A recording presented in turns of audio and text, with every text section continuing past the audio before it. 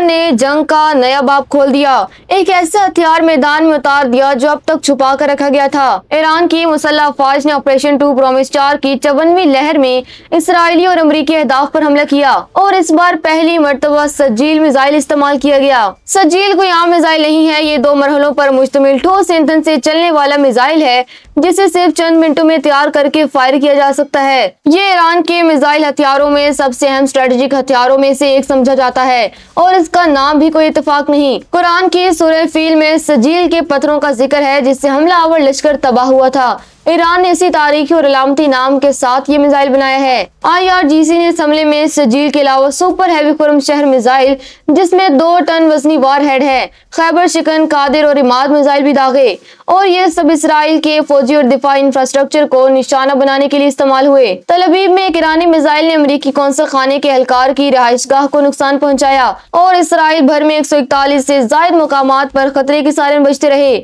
सजील की सबसे बड़ी खूबी यह है कि ये ठोस ईंधन से चलने की वजह से बहुत कम वक्त में लॉन्च किया जा सकता है। दुश्मन को रद्द-ए-अमल का मौका मिलने से पहले ही ये अपना काम कर चुका होता है। जंग के 16वें दिन ईरान ने अपना सबसे खतरनाक पत्ता खेल दिया है।